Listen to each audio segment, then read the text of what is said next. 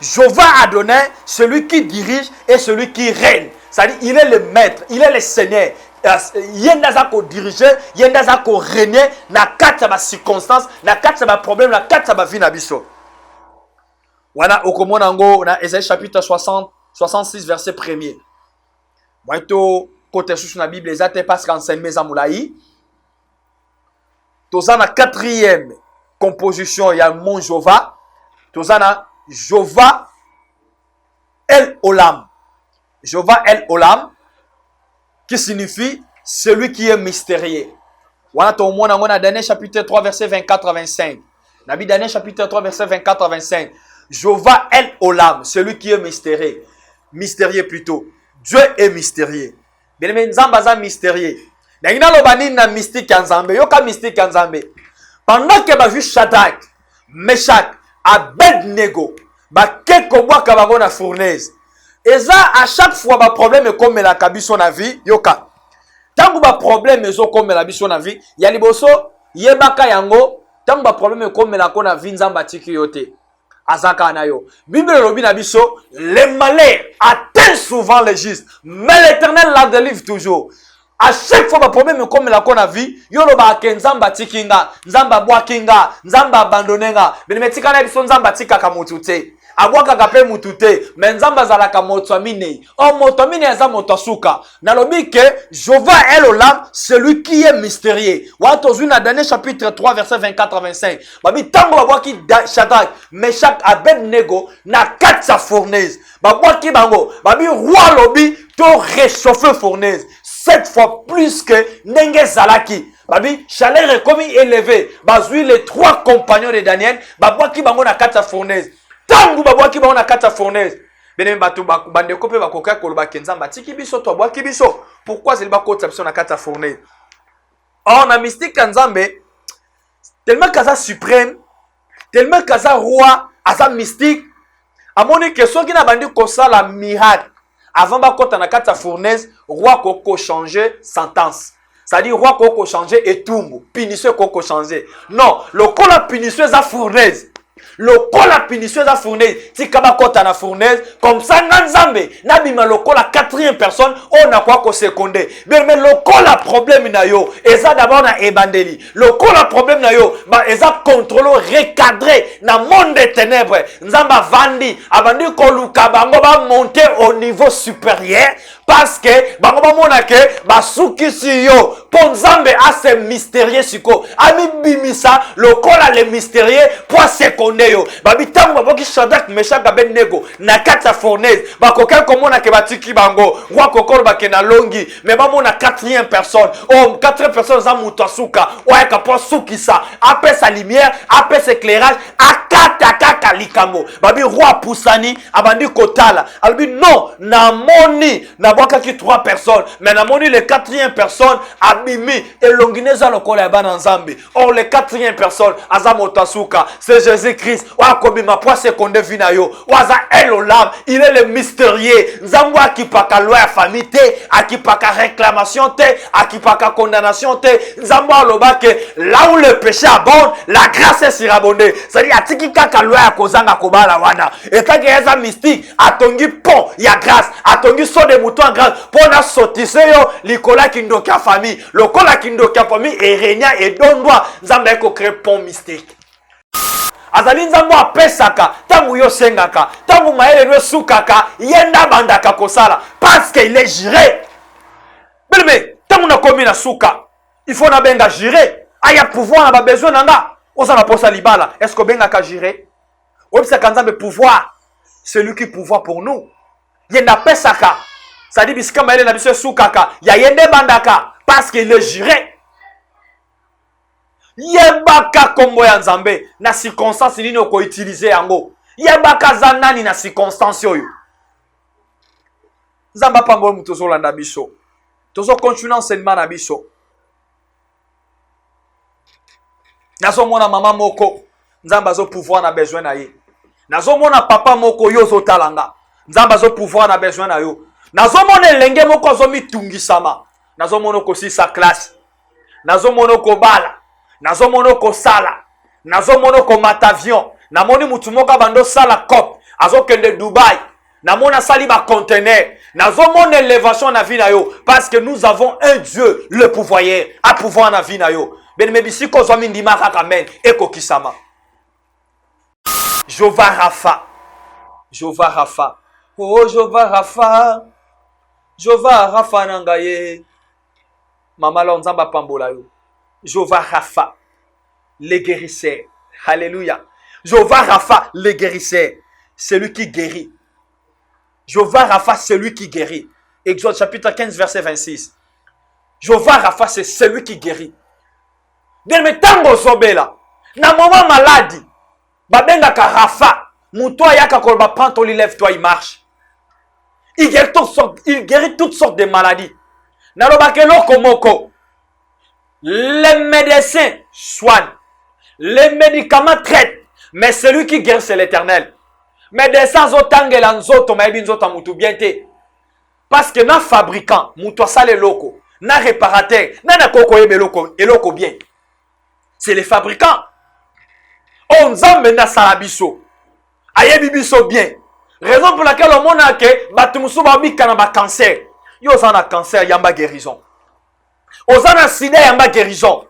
Soko zwa on nzela ki nous m'a confessé 50 ans pardon, yamba guérison. Ozana tuberculose.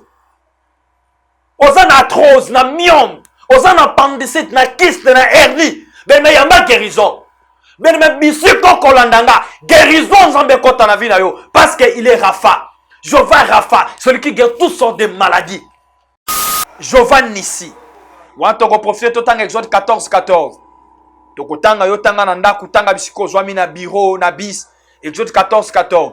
Jova Nissi, celui qui combat pour nous.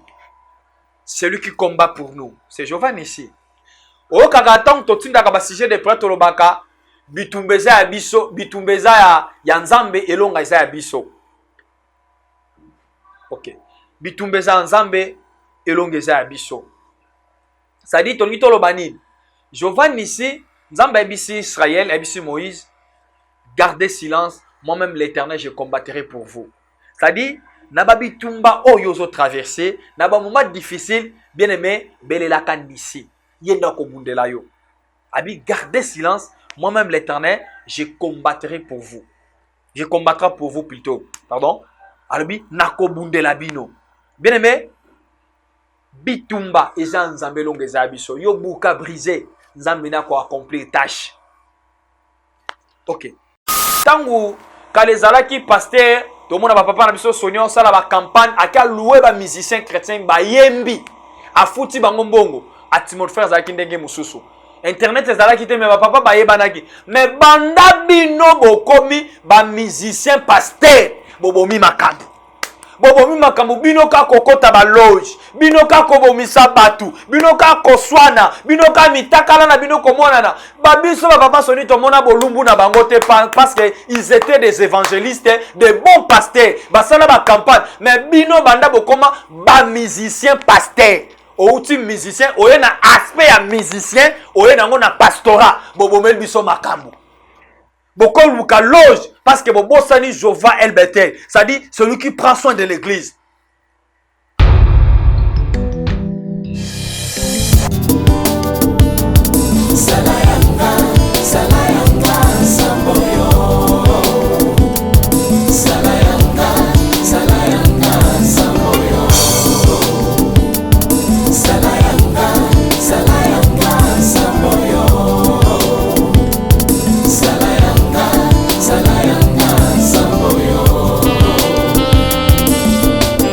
Bien-aimés dans le Seigneur, bonsoir, bonjour, partout que vous êtes. Et je dépendre dans l'Aérobino Bokolanda Biso.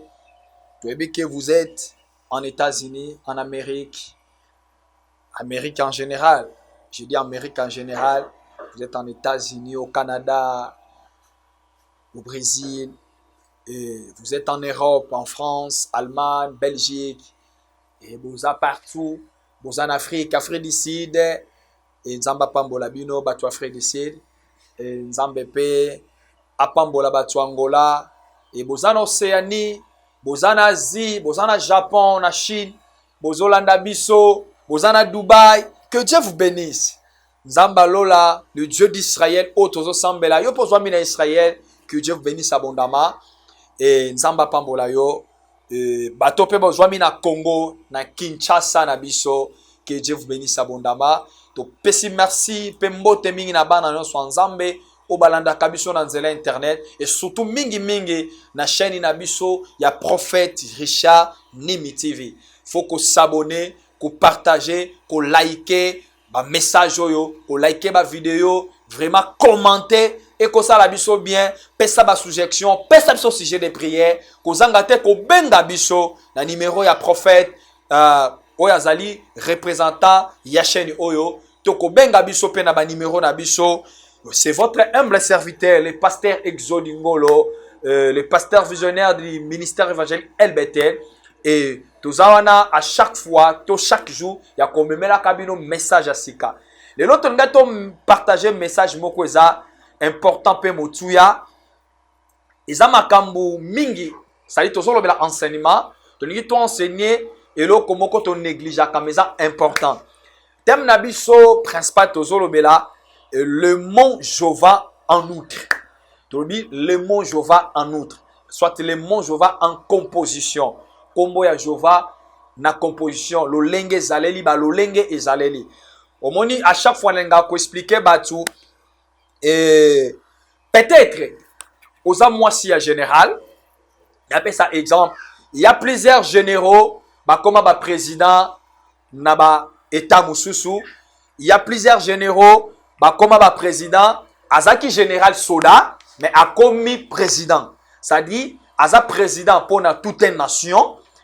Aza général pa ba soda na ye et azali pe mobali ya mwasi na ye et azali pe papa ya bana na ye aza pe noko ya ba neve na ye et aza pe mwana ya ba parent na ye aza pe yaya toleki ya ba ndeko na ye de tolingi to décortiquer le mot Jova en outre à chaque fois ozana a problème obenga kanzambe na kombo nini alléluia eza lokola mwana abosani mwana koti kisoda papa na za général abosani bazana pareil abenge papa ça peut énerver les pères et qu'on sa papa kanda komanga yoza soda nga na za soda oza mwana nanga mais toza liboso troupe toza liboso bataillon obenga nga papa il faut benga nga général il faut respecter nga il faut katelanga sali yoka bien les mots Jova en outre d'abord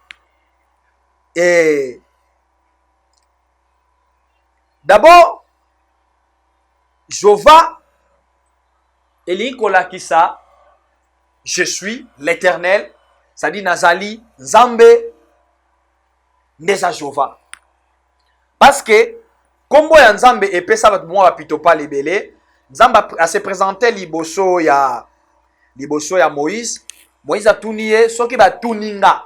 Naloba nani tininga, abiye bise je suis. Tu es qui? Éternel. Ça dit Nzamba za libela. Mais il y a certaines circonstances et c'est un kato caractériser Nzambe na circonstance wana. Yango mon Jova ba kaboli yango lokola ndeti na ba tribi. Na lobi Jova ya liboso to bandi Jova ya liboso to lobi Jova Elohim. Jova Elohim ce qui signifie celui qui est puissant. Ça dit Jova Elohim c'est un Dieu puissant. Azan Nzambo aza puissant. Tangu naza peut-être n'a pas sa puissance en Nzambe, mais dans certaines choses dans la vie, il faut n'abel la Jova Elohim, celui qui est puissant. Yami Balé, dans le but, Jova est le lion. Jova est le lion, et ça, na l'osomo bate quand ils a riz parfumé, comme bonango est le lion. Ça dit, kolo entreprise wana to, kolo fabricant ba l'oswana, il faut ça la chrétien. Ça dit, après si l'osona est comme est le lion, riz est le lion. Au mona batwabongo moeba kelela ezate parce qu'ils ont référé dans Nzambe. Jova est le lion qui signifie celui qui est suprême. Ça dit ne kwalinga lo balo soneza suprême. Yango salango pe riz parfumé. Basali riz est le lion. Ça dit eza suprême. Jova est le lion, celui qui est suprême. Bien aimé, Nzamba za puissant liboso étant que Jova Elohim, il est puissant, mais Aza est le lion étant que il est suprême. Na suprématie ya Nzambe. Nzamba za likolo ya nyonso. Le diable est puissant, mais notre Dieu, Jésus-Christ, il est le tout-puissant. Parce qu'il a la suprématie. Or, la suprématie, ça dit l'ensemble de tous les pouvoirs. Oyo mutu, au roi, au mokonzi, akoko kamparé nango. Il est suprême par sa suprématie. Ne babengiye, Jova est le lion. Wana soko lingomo nango, na Jova Elohim, au Tanga Genèse chapitre 2, verset 4. On peut s'en avoir verset pour s'en avoir référence. Genèse chapitre 2, verset 4. Et na Jova est le lion, au Kotanga, na Genèse chapitre 14, verset 22. Au Tanga na Daniel chapitre 3, verset 26. Et la troisième point d'abisso, tolobeli Jova Adonai. Jova Adonai. D'abord, Adonai yango moko, eli kolakisa, le maître, le possesseur, le seigneur. Yoka. Na sepela nanzemo bayembaka, Elohim, Adonai, Shama, Shama. C'est-à-dire Adonai, celui qui est le maître.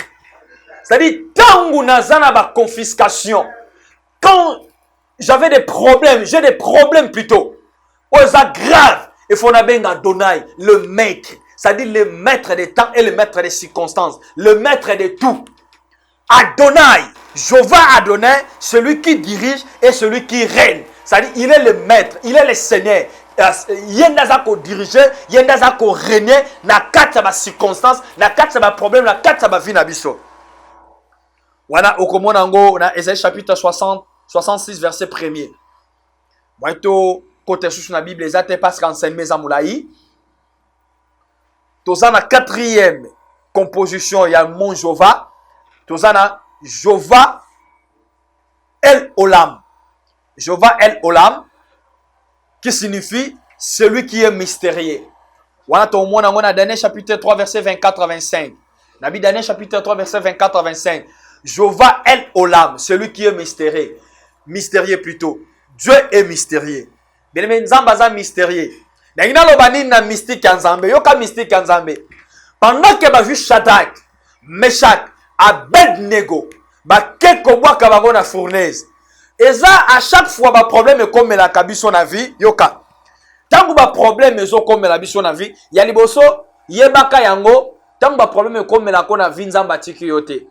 Azaka anayo. Bible lobi na biso, les malheurs atteignent souvent les justes, mais l'Éternel la délivre toujours. À chaque fois, le problème comme la qu'on a vu, yolo ba ke nzamba tikinga, nzamba bwakinga, nzamba abandonenga. Benemetika na biso nzamba tika kamutute. Abwaka kape mutute, mais nzamba zalaka motomine. Oh motomine za motosuka. Na lobi ke Jova El Olam, celui qui est mystérieux. Wa tozu na Daniel chapitre 3 verset 24 à 25. Babi tango babwaki Shadrach, Meshach, Abednego na quatre sa fournaise. Babwaki bango, babi roi lobi to réchauffer fournaise. 7 fois plus que Nenge Zalaki. Babi, chaleur est comme élevé. Bazui les 3 compagnons de Daniel. Babwaki bango na kata fournaise. Tangu babwaki bango na kata fournaise. Benem batu bande kope bakoka koloba kenzamba tiki biso to babwaki biso. Pourquoi c'est ba kota biso na kata fournaise? Or na mystique Nzambe tellement kaza suprême, tellement kaza roi, aza mystique. Amoni que soki na bandi kosala miracle. Avant de kota na kata fournaise, roi koko changer sentence. C'est-à-dire roi koko changer et tumbu, pinisseux koko changer. Non, le col la pinisseux à fournaise. Le col la pinisseux à fournaise. Si kaba kota na fournaise, comme ça Nzambe, nabima le col la 4e personne, on a quoi ko secondé. Mais le col la problème na yo, et ça d'abord na ebandeli. Le col la problème na yo, ba eza contrôle recadré na monde des ténèbres. Nzamba vandi, abandi ko luka bango ba monter au niveau supérieur parce que bango ba mona ke ba sukisi yo. Pour Nzambe a ce mystérieux siko. Ami bimisa le col la le mystérieux pour seconder yo. Babi tango baboki Shadrach, Meshach, Abednego na kata fournaise. Ba kokel komona ke batiki bango. Roi kokol ba ke na longi, mais ba mona 4e personne. Oh 4e personne za mutasuka. Ouais ka po sukisa. Après sa lumière, après sa éclairage, a kata kaka likambo babi roi pusani abandi kotala albi non namoni nabwaka ki 3 personnes mais namoni le 4e personne abimi elongineza lokola ya bana nzambe or le 4e personne azamotasuka c'est Jésus-Christ wa kobima po seconde vina yo waza elolam il est le mystérieux nzambo akipaka loi ya famille te akipaka réclamation te akipaka condamnation te nzambo aloba que là où le péché abonde la grâce est surabondée c'est-à-dire atiki kaka loi ya kozanga kobala wana etaki eza mystique atongi pont ya grâce atongi so de mouton en grâce pona sotise yo likola kindoki ya famille lokola kindoki ya famille erenia et dondwa nzambe eko créer pont mystique. Jéhovah est l'Olam, le mystérieux. Yokanga bien. 5e composition à mon Jéhovah, c'est Jéhovah Jireh. Jéhovah Jireh. Soit verset, Genèse chapitre 22, verset 14. Genèse chapitre 22, verset 14. Wana tata na biso Abraham, nzamba tchene épreuve. Elo moko na lingaka na bisaba na nzambe, nzamba tantaka batu te. O nzamba zo mekanga te, nzamba o meko yo za na nini? Yenda za nzambe, nzamba mekaka mutu te, nzamba tchaka biso na épreuve. Les tentateurs c'est le diable. Bible zoloba na Matthieu chapitre 4 à partir verset 1er tina verset 11 bilobi Yesu après kokila bilei pendant 40 jours et 40 nuits ayoki nzala les tentateurs venant pour tenter c'était le diable. Ça dit épreuve ya ça dit tentation ya diable ne comme épreuve en Nzambe. Nzamba so akaka tangu diable amani ko tenter yo nzamba tios ko na épreuve ndenga sala pas Daniel. Diable ndaki ko tenter Job plutôt, asaki pas Job. Ayaki ko tenter Job, mais nzamba tie Job une épreuve. Yo kanga bien. Abraham tata oyo, père de la foi, notre père de la foi. Nzamba tie une épreuve, ayebisi ye bonzelanga mwana na Isaac. Abraham y a gardé foi, aka bonza Isaac. C'est-à-dire na ye moko ayeba kendenga ke ko bonza Isaac boye, peut-être pour na vie ya mwana esili. Mais dans Nzamba yebaki ke lokwa na za mystère na ko créer mystique. Babitangu tata o Abraham azwi mwana tie likolo etumbelo. Azwi mbela kotisa atala voix ya Nzambe voix ange bimelie et ebisie ke ko tsalo boko no likolo mwana na yote. Abisiko na sala ni osenga kingo fanda bi tala mupanzo komona mwana meme akangami na banzete zoye bonzela Nzambe. Abraham agangi Jéhovah Jireh. Yoka Jéhovah Jireh, celui qui rachète et qui pouvoir. Ça dit Jéhovah Jireh, il est le pouvoyeur. Azali nzambo azo pouvoir na ba besoin na yo. Azali nzambo apesaka, tangu yo sengaka, tangu maele no sukaka, yenda bandaka kosala parce qu'il est Jireh. Mais tangu na komi na suka, il faut na benga Jireh. Aya pouvoir na ba besoin nanga. Osa na posa libala, est-ce que benga ka Jireh? Obisa kanzambe pouvoir, celui qui pouvoir pour nous. Yenda pesaka. Ça dit bisika maele na biso sukaka, ya yende bandaka parce qu'il est Jireh. Yebaka kombo ya Nzambe na circonstance nini oko utiliser yango. Yebaka zanani na circonstance oyo. Nzamba pambo muto zo landa biso. Tozo continuer enseignement na biso. Nazo mona mama moko, Nzamba zo pouvoir na besoin na ye. Nazo mona papa moko yo zo talanga. Nzamba zo pouvoir na besoin na yo. Nazo mona elenge moko zo mitungisama. Nazo mona ko si sa classe. Nazo mona ko bala. Nazo mona ko sala. Nazo mona ko matavion. Na moni mutu moko bando sala cop. Azo kende Dubaï. Na mona sali ba conteneur. Nazo mona élévation na vie na yo parce que nous avons un Dieu le pouvoyeur à pouvoir na vie na yo. Ben me bisiko zo mindima kaka men eko kisama. Nalobi komba mususu composition avec mon Jéhovah mususu tolobi Jéhovah Rapha. Ça dit to komina 6e point na biso Jéhovah Rapha. Jéhovah Rapha. Oh Jéhovah Rapha. Jéhovah Rapha nangaye. Mama la nzamba pambola yo. Jéhovah Rapha le guérisseur. Alléluia. Jéhovah Rapha le guérisseur, celui qui guérit. Jéhovah Rapha, celui qui guérit. Exode chapitre 15, verset 26. Jéhovah Rapha, c'est celui qui guérit. Bien, mais tango sobela. Na moment maladie. Babenga ka Rapha. Moutoua yaka kolba prend ton lève toi il marche. Il guérit toutes sortes de maladies. Nalobakelo komoko. Les médecins soignent. Les médicaments traitent. Mais celui qui guérit, c'est l'Éternel. Médecins zotangela nzoto maebi nzoto mutu bien te. Parce que na fabricant, mutu sale loko, na réparateur, na koko yebe eloko bien. C'est les fabricants. On nzambe na salabiso. Ayebi biso bien. Raison pour laquelle on a que batumusu babi kanaba cancer. Yo zana cancer yamba guérison. Ozana sida yamba guérison.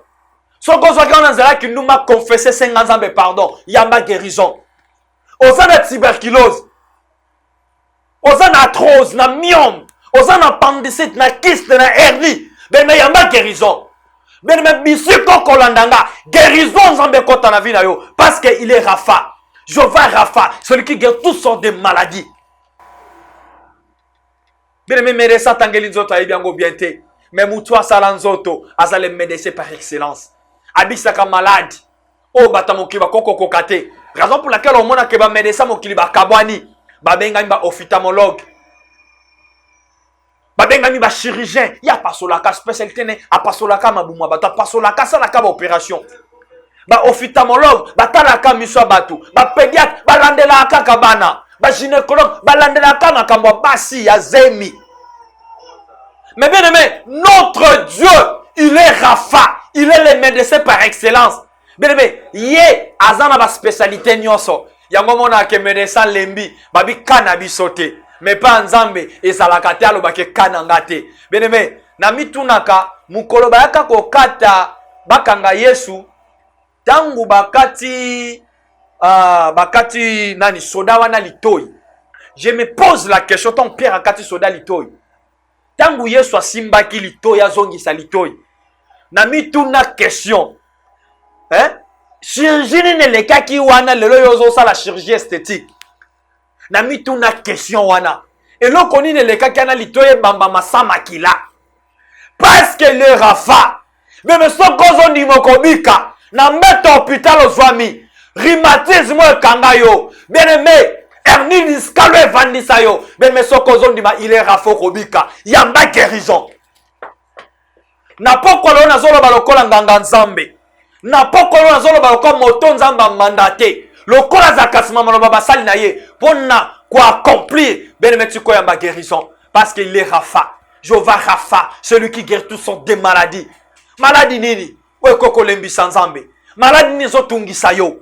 Eloko nini. Mais sambe lanzambe benga nzambe Jéhovah Rapha. Rapha nangai. Biki sangai. Nakobeta li solo moko. C'était en 2015 si je ne me trompe pas. En 2015 nabeli malade. Maladi mo nabela ki. Or c'était monde de ténèbres ndé bande ko combattre nga.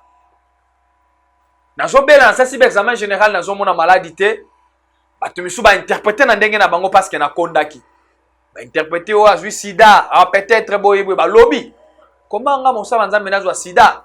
OK, gloire à Dieu. To continuer, il y avait un jour wana nzembo ya mama lor ya Jova we bimisika uti yova na passage journée mobimba ko kanzembo wana nazo lela na nzembo wana. J'avais pleuré et j'avais prié Dieu. Na sambeli na leli. To komi na butu. Totane la tongo. Na mona mystère moko. Na moni na lali. Mais na moni bato bazo bundisanga. Nzoke zaki bato nga na yebi bien. Peut-être répondre à rejoindre à discrétion. Na boy cité.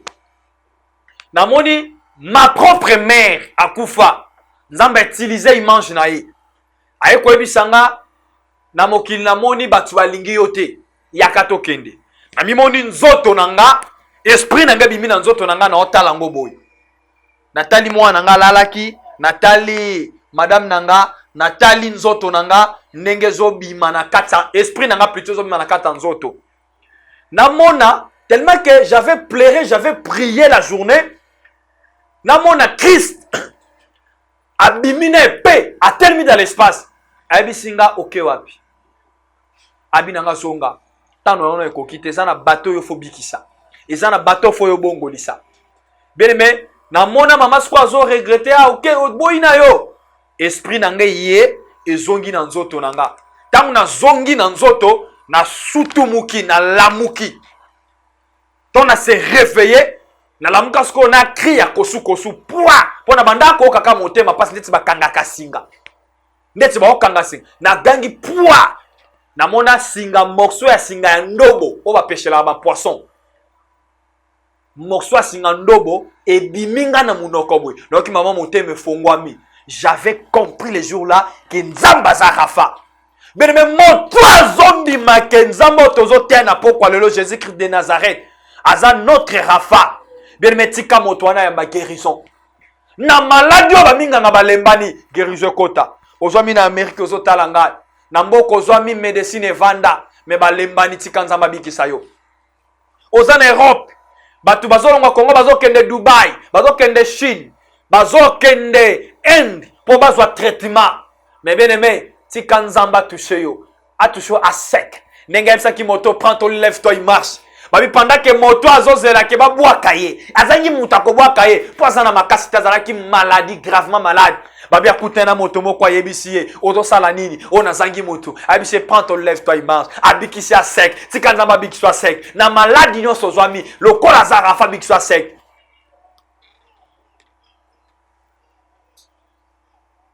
Toke na 7e point na biso na mon Jova kaka. Jova Nissi. Wantoko profite totanga Exode 14:14. Toko tanga yo tanga na ndaku tanga bisiko zwami na bureau na bis. Exode 14:14. Jova Nissi, celui qui combat pour nous. Celui qui combat pour nous. C'est Jova Nissi. O kaka tang totinda ka ba sujet de prêtre lobaka bitumbeza ya biso, bitumbeza ya nzambe elonga isa ya biso. OK. Bitumbeza nzambe elongeza ya biso. Ça dit tongi tolobani. Jova Nissi, nzambe ebisi Israël, ebisi Moïse, gardez silence, moi-même l'Éternel je combattrai pour vous.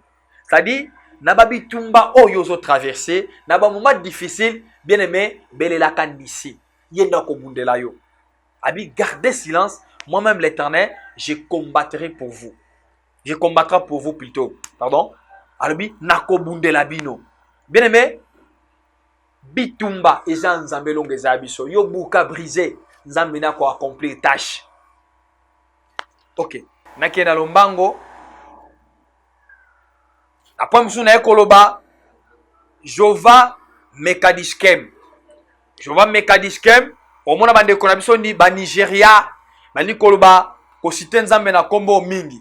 Ça dit celui qui sanctifie. Wana okotanga Exode 31 verset 13. Ça dit moto abulisa kabiso sopa makila na kwa Golgotha, c'est Jova Mekadiskem. Et token après musu tolobi Jova Shalom. Jova Shalom, celui qui donne la paix. Wana okotanga na Juge chapitre 6 verset 24. Ça dit nzamba paix. Nzamba paix saka kimia. Mwana nzamba za muto kimia. Mwana nzamba za mutoyo atazomona makambu ndeti te, il faut abelela. Abelela Jova Shalom. Nzamba pe ayako pesi kimia. Benme yo zozanga kimia. Tika na pokwa lo nzamba peso kimia. Na kata libala koswana, na kata relation, na mosala ezo tungiso ba tourmentation, ba turbulation, ba querelle, ba lit. Benme tika nzamba peso kimia. Waza Jova Shalom nzamba pe. Jova Sabaoth. Dans le point sous Jova Sabaoth, celui qui commande des armées célestes. Wana kotanga Esaïe chapitre 25, verset 6 à 7. To Joël chapitre 2, verset 25. Wana Jova Sabaoth. O Sabaoth nanga, tangwa bitumba nanga, ata bitumba ngweleki makasi Yeswe. Eleki nga eleki yote. Ça dit bitumba vina yo, eleki yo na makasi meleki Yesu te. Aza Sabaoth. Akotambusa armée céleste pour na kobundela yo. Et tozo kende prochite pour msutolobi Jova Elion. Jova Elion, c'est lui qui bénit. Dans le Bible, ah, Jova Elion, Jova elle est lion, mais Jova Elion, c'est lui qui bénit. On a dans l'Éternel chapitre 28 verset 1er à D. Si tu obéis à la parole de l'Éternel ton Dieu et te mettras en pratique, l'Éternel ton Dieu te donnera la supériorité sur toutes les nations. Yo obéi na maloba nzambe, nzamba ko tombola yo likolo ya batu nyonso, likolo ya ba nation, akopeso promotion parce que yenda apambolaka, yenda benisaka. Et tokena pom sou tolobi Jova Roy. Jova Roy, celui qui prend soin de nous. Ça dit Psaume chapitre 23 verset 1er à 6e verset. Bilobi, l'Éternel est mon berger, je ne manquerai de rien. Nzambaza mobatel na yo okozangelo kote. Toke na point msou tolobi Jova Chikenu. Jova Chikenu, celui qui est notre justice. Na moment y a problème, alobi Bible lobi na Psaume chapitre 23 verset 4, bilobi il met devant moi une table à faire. Achaka table liboso bangunia na biso. Bible lobi wana na Psaume 23 wana to tangi Bible lobi 23 verset 4 Bible lobi il met devant nous une table à face de nos adversaires. Balobi Jova Chikenu, celui qui est notre justice. Azocha table liboso bangunia na biso. Azocha table pourquoi? Parce que il est notre justice étant que Jova Chikenu. Table na contexte où on a des aspects. Aspect liboso, nzamba zocha table pour asservir biso. Au moins on a quatre restaurants, ton andako, une belle maison, ton andako yo vandaka, polia, ou cha mesa ou kecha bilo kona mesa. Mais bilobi, il met devant nous une table à face de nos adversaires. Il y a liboso asservir biso bangunya ba mona kenzamba pesi biso.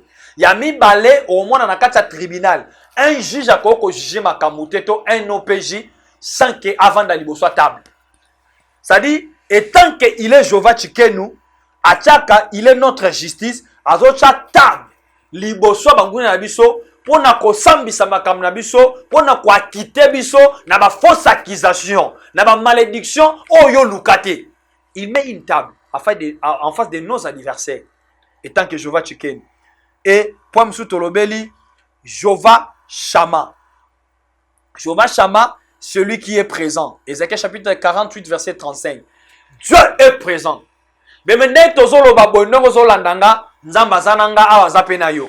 Nzambaza partout. Il est présent. Il connaît tout. Il sait tout. Ça dit, aza omniscient.